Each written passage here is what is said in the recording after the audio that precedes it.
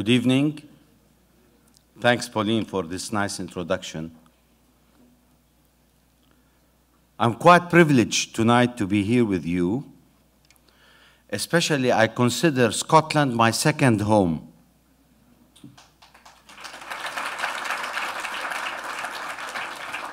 And I don't say that because I'm in Glasgow, but I say that because I have never been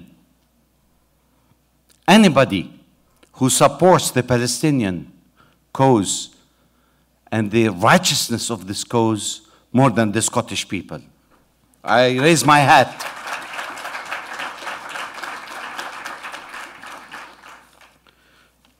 I'm not going to be an academic scholar tonight, although I'm proud to be an academician, and I managed to become a diplomat just as a second job. But I want to talk about the ugly occupation of modern history. I'm going to talk about the bastion of democracy that is so-called Israel, where the international community is still believes that this is the oasis of democracy in the Middle East. But how can that be when we look at Israel as an occupying force on one side of the street in East Jerusalem, and on the western side, it's considered to be a democracy? This is the apex of oxymoron. I've heard many speakers talking about this protracted conflict. It is protracted because it is a conflict between two epistemic communities who have been at loggerhead for the last 100 years.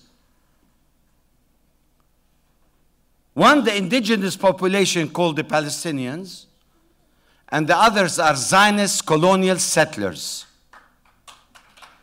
And we have to make the distinction and not fall in the trap of the biblical prophecy that this is the land of Israel given by God. And if this is the God who's preferring one people over the other, I cannot trust such a God who is a real estate agent. We have to understand one basic reality, that the Palestinian problem is not a human problem or a humanitarian problem. The Palestinian problem is not an economic problem. The Palestinian problem is a political problem. That's why it needs a political solution and not charity, ladies and gentlemen.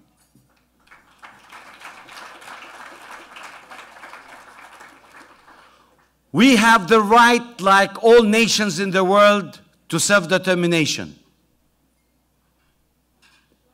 Every single people on this planet is practicing that sacred right of self-determination, except the Palestinian people.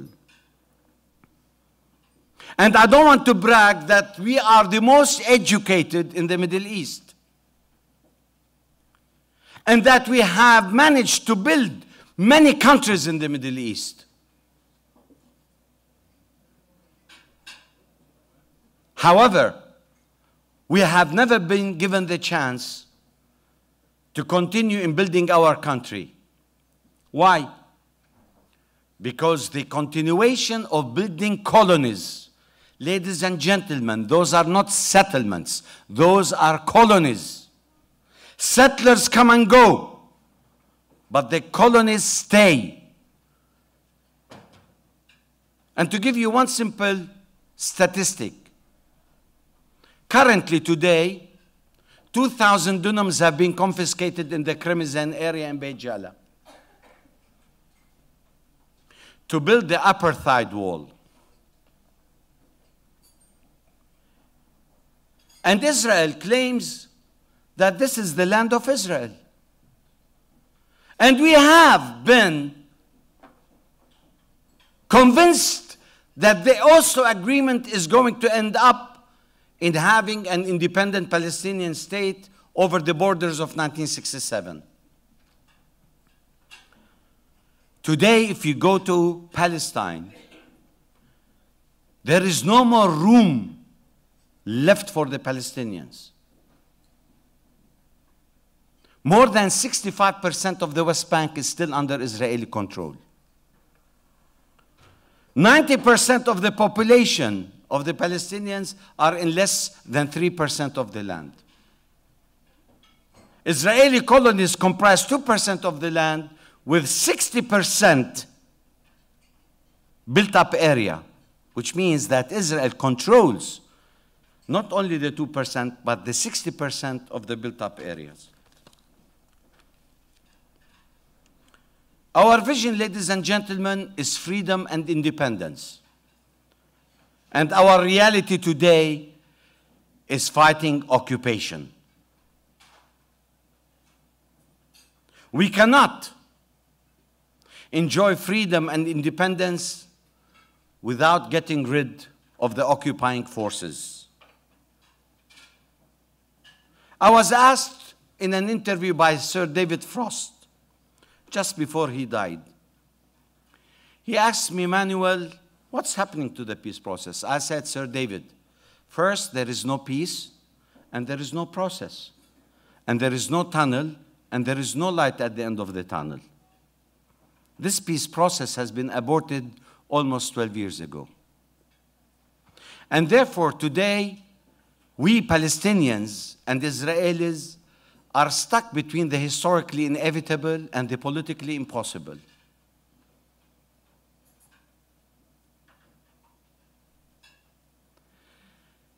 When Israel talks about its democracy, yes, it's democracy for the Jewish Israelis. It's not democracy for the Arab Palestinians, who comprise 20% of the population inside Israel proper. The discrimination that is portrayed by Israel against the Palestinian Arabs is so evident, that there are movements of ethnic cleansing, not only of the West Bankers and the Gazans, but also of Palestinians living inside Israel. This ethnic cleansing process epitomizes best an apartheid state. How do you explain when Palestinians cannot control or cannot even drive on the bypass roads that link settlements to Israel proper? How could we explain to the world that we cannot use certain roads? And if I want to compare the apartheid of Israel against the Palestinians with that of South Africa, I think the South Africans should have learned from the Israelis how to conduct apartheid. Racial discrimination, ladies and gentlemen, is a crime against humanity. And Israel spares no moment in discriminating against the Palestinians. I give you one simple example. I was born and raised in the old city of Jerusalem. I became an ambassador. There is a certain kind of a law which says if I cannot prove the fulcrum of my stay after 7 years, I lose my residency.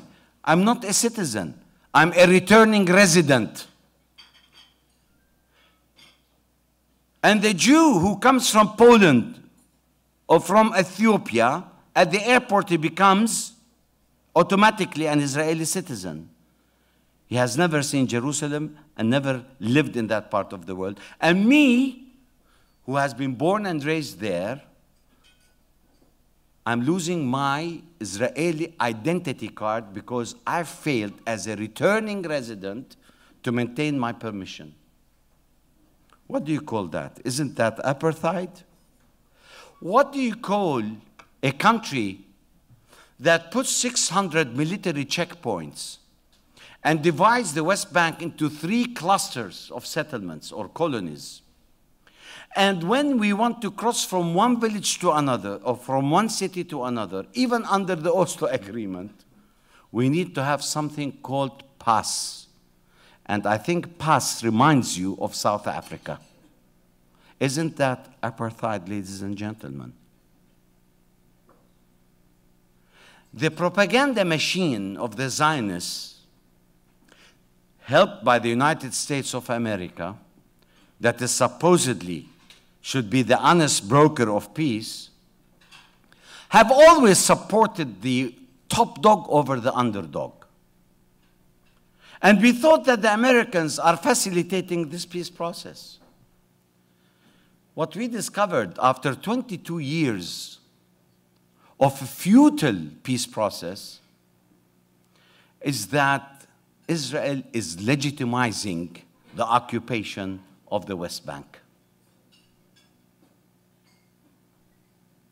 And as I said, there is no peace and there is no process. Ladies and gentlemen, this occupation is the longest modern occupation.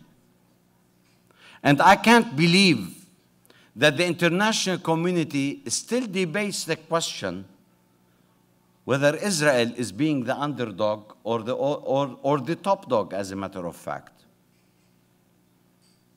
We have been, for so many years, trying to raise awareness about the sufferings and the humiliation of the Palestinian people. And what you heard from the previous speakers, how Israel gets away with those scientific facts that were given by Professor Finkelstein, and still the international community has a skepticism. There is no even-handedness here. And the Palestinians have always been underestimated, and they have been considered to be the root cause of this conflict. Ladies and gentlemen, all these details about the byproducts of occupation is the details that Israel tries to capitalize and monopolize to show the world that they are the victims of the Arab warmongers and the Muslims who are out there to drive them into the sea. The simple answer to this conflict is end occupation. I don't want to be a philosopher, neither a political thinker, and I'm not here to invent rocket science. The misery of the Palestinians will end by ending occupation. And the security of Israel will be guaranteed by ending occupation. And what is the United States doing to end this occupation? Nothing. Why? Because their hands are tied with the Congress, who is the enemy number one of the Palestinian people.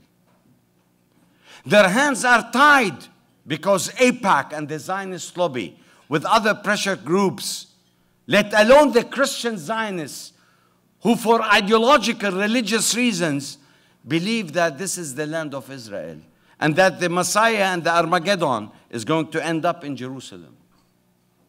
For the wrong reasons, 70 million Christians are supporting the state of Israel.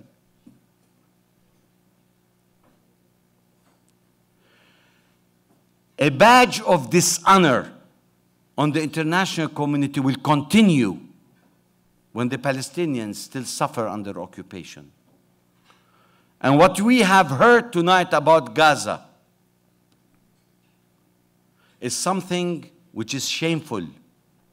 7 years, 1.8 million Palestinians living in the most congested part of the world are being under siege and blockade, let alone are under the heavy military machines of the most sophisticated weapons given by Europe given by the UK and the United States, and using the Gazans as victims, as guinea pigs. This is the ultimate hypocrisy of democracy. When is the world conscience is going to understand that injustice and the continuous pain of the sufferings of the Palestinians, that should stop? Enough is enough. Ladies and gentlemen, sisters and brothers, we have made our painful historic concession when we have accepted the state of Israel with 78% of historic Palestine. We are negotiating over 22% of Palestine. And Israel is not willing to give us 8% of the West Bank, let alone Gaza and East Jerusalem. So what are we achieving with this peace process? And is there still a room for a two-state solution? In my opinion, there is no room for a two-state solution anymore. Because if you go to the West Bank, you see all these zigzag roads, you see all these clusters of colonies.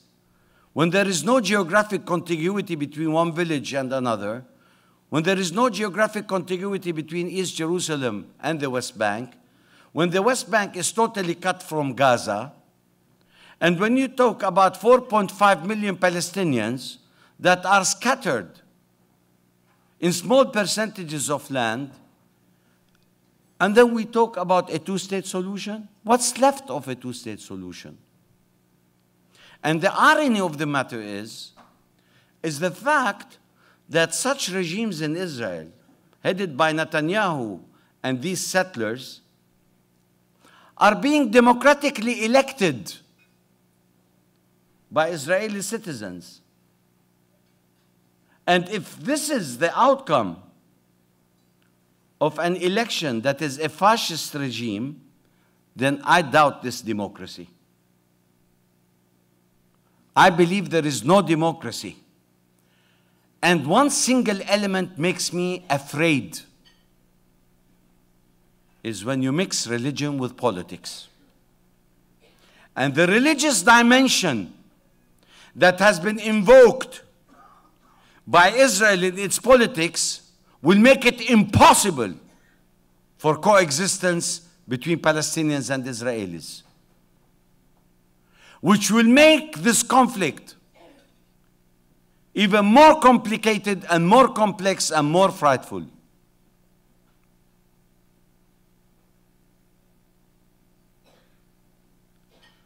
I believe that if there is the political determination and the will, there is a solution to this conflict.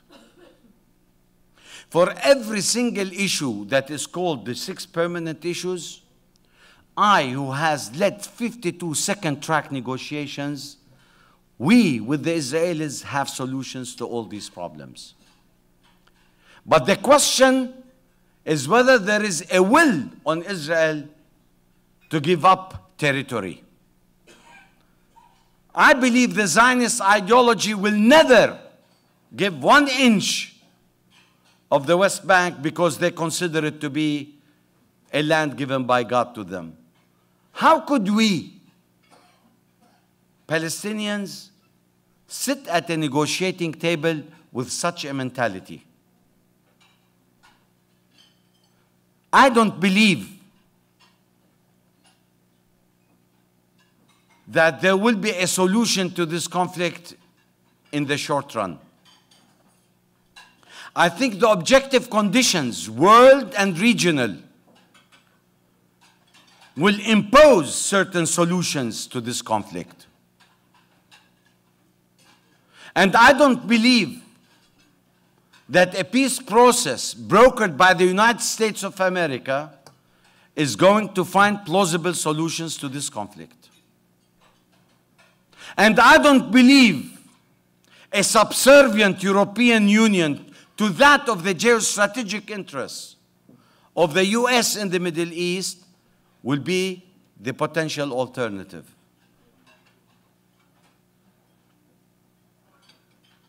I believe that the solution will come through our unity. And that's why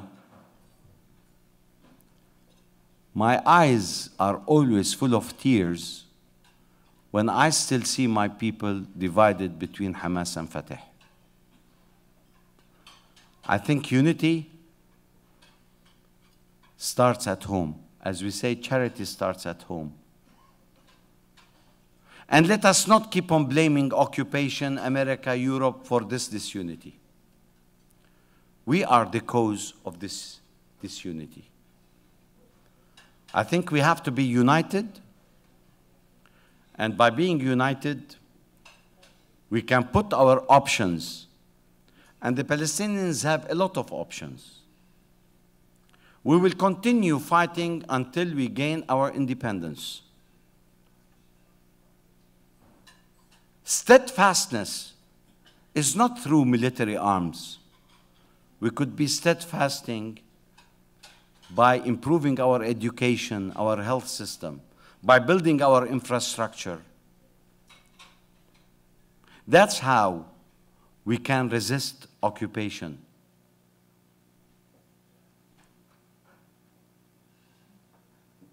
There isn't a single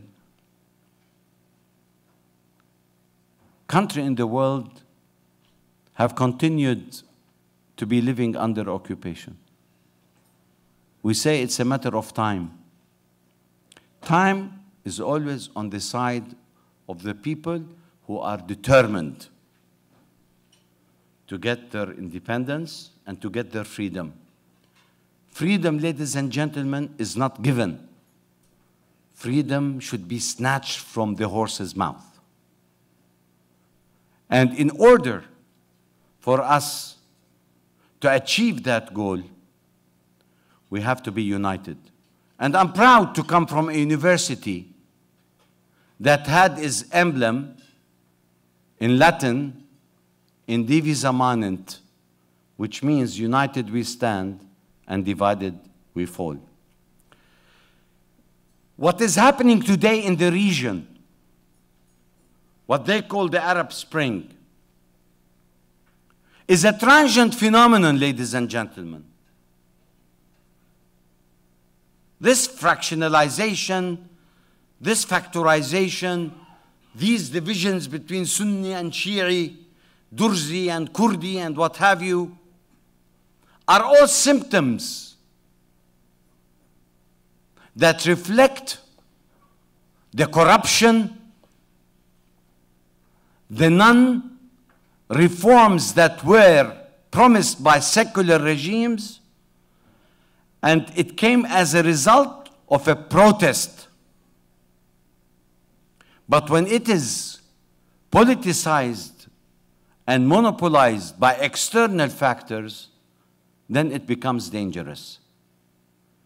Never believe that instability and insecurity of the Middle East is as a result of this transient phenomenon.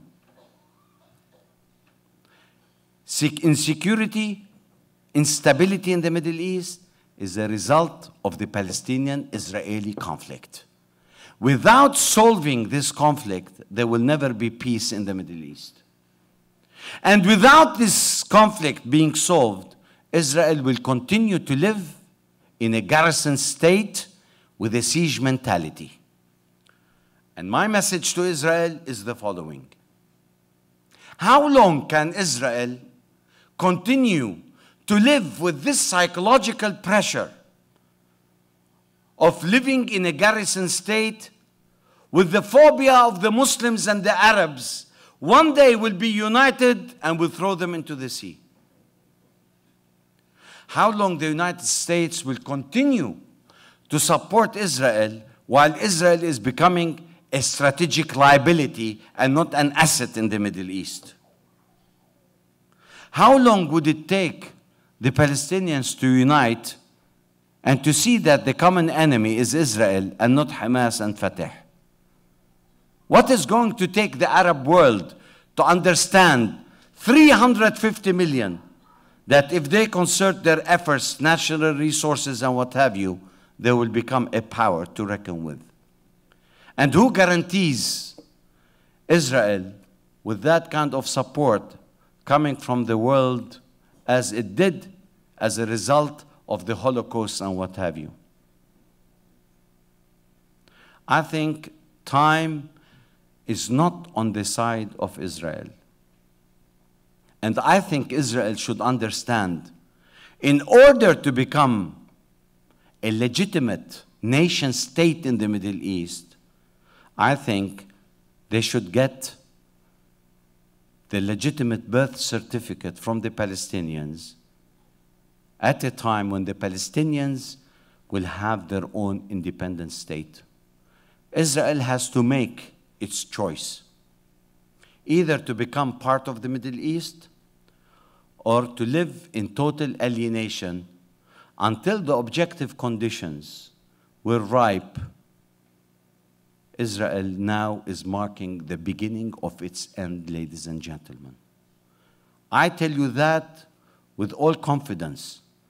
Military power alone is not a safeguard to preserve a nation. Because, you know, wars have never brought peace and stability. Wars are quick fixes. And that's why when we embarked on this negotiating process, we thought that Israel was serious in solving this issue once and for all. And we have accepted a two-state solution on the borders of 1967. How many lives do we have to lose until the international community will understand that there is no more room for occupation and for belligerency? I hope that one day I will come, even if I'm retired, to talk about the prosperity of a beautiful Palestine and not to talk about this conflict. Am I going to see it in my lifetime? I think it is a little bit optimistic. But I am always a believer in what I call optimism. As a student of Antonio Gramsci, I always say, pessimism of the intellect and optimism of the goodwill. And we should have the goodwill in being hopeful that there will be a solution to this conflict, inshallah, and that the Palestinian people will be like other nations, celebrating freedom.